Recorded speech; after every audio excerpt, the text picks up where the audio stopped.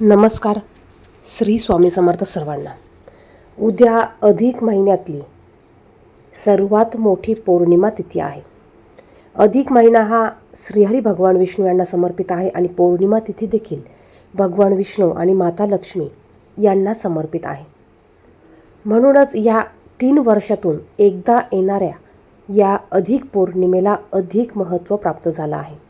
आता या दिवशी अधिक महिन्यातील पौर्णिमेच्या दिवशी ही एक गोष्ट आपल्याला आवर्जून करायची आहे आणि ती म्हणजे कोणती?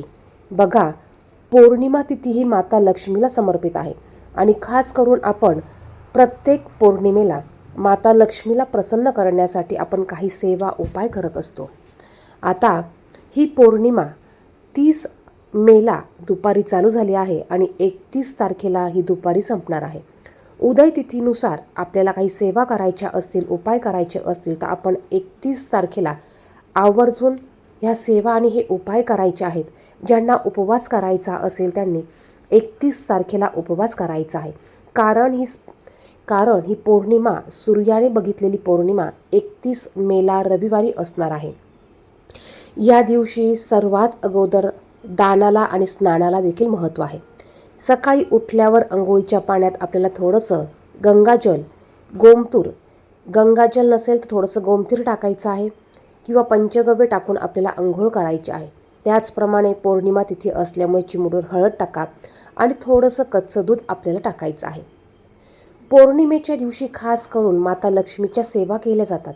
या दिवशी तुम्ही जेवढ्या पण सेवा उपाय पूर्ण श्रद्धेने अगदी मनापासून कराल याचं 100 पटीने फळ आपल्याला प्राप्त होत असतं आणि हे पुण्य, हे फळ आपलं अधिकाधिक पटीने टिकून राहतं, म्हणजेच ते अक्षय प्राप्त होत असतं.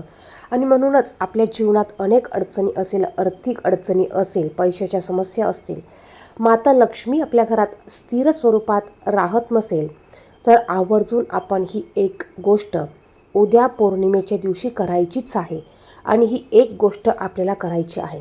आता कुठली गोष्ट? सर्वात अगोदर आपल्याला उठल्यावर अंघोळ करून छान देवपूजा करायची आहे. तुळशीसमोर शुद्ध गाईच्या तुपाचा दिवा लावा. उंबरट्यावर हळदीचं लेपन करून उंबरटा सुशोभित करा. रांगोळी काढा. त्यानंतर आपल्या देवघरात असलेल्या भगवान श्रीहरी विष्णू यांच्या रूपाचं आपल्याला पंचोपचारे पूजा करायची आहे. पाण्याने अभिषेक घालायचा आहे. ओम नमो भगवते वासुदेवाय नमः ह्या मंत्राचा आवर्जून 108 वेळा जप करायचा आहे. त्यांना पिवळी फुले, अष्टगंध, चंदन अर्पण करा. त्यानंतर पिवळी मिठाई, पिवळी फळे अर्पण करा.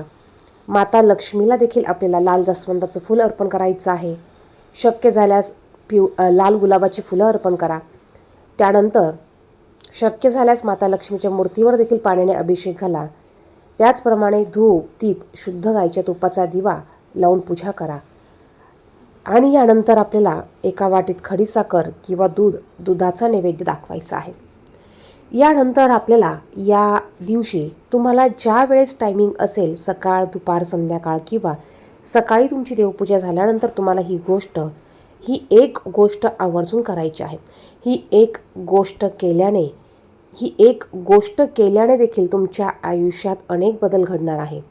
कारण ही गोष्ट या दिवशी जर का आपण केली तर याचं फळ 100% आपल्याला मिळत असतं आणि ही पौर्णिमा अधिक महिन्यात आल्यामुळे नक्कीच 1000 पटीने याचं फळ आपल्याला मिळणार आहे.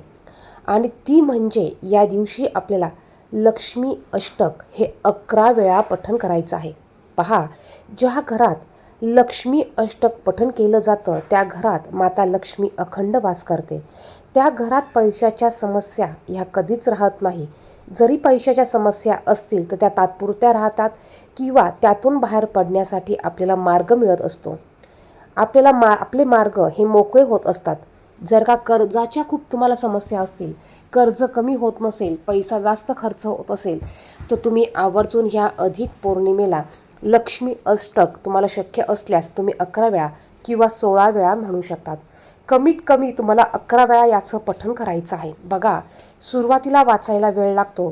ज्या वेळेस आपल्या तोंडात हे शब्द रुळतात, सारखी तोंडात हे शब्द निघतात, त्यावेळेस आपल्याला वाचायला अगदी 7 ते 8 मिनिटं आपल्याला लागतात.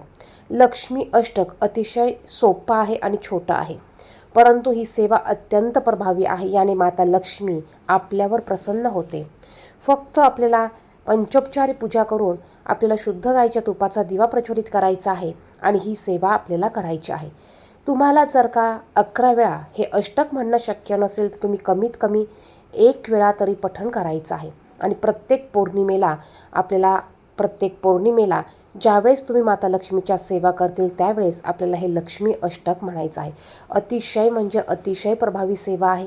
या सेवेने अनेक जणांना अनेक फायदे मिळालेले आहेत. आपल्या पैशाच्या समस्या देखील यामुळे सुटतात, नोकरीच्या समस्या सुटतात, काही अडचणी असतील तर त्या अडचणीतून देखील आपल्याला मार्ग मिळत असतो.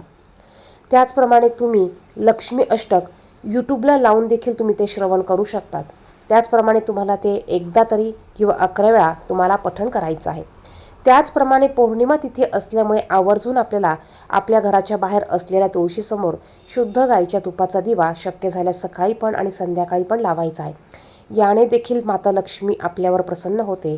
त्याचप्रमाणे भगवान श्रीहरी विष्णू यांना प्रिय असलेलं विष्णू सहस्रनाम स्तोत्र याचं देखील पठण करायचं आहे. असं म्हणतात, ज्या ठिकाणी या स्तोत्राचं पठण केलं जातं त्या ठिकाणी श्रीहरी भगवान विष्णू यांचा वास असतो आणि ज्या ठिकाणी भगवान श्रीहरी विष्णू यांचा वास असतो त्या घरात माता लक्ष्मी असतेच म्हणजे असतेच. आणि म्हणूनच या सेवा आवर्जून आपल्याला पौर्णिमेच्या दिवशी करायच्या आहेत. धन्यवाद. श्री स्वामी समर्थ.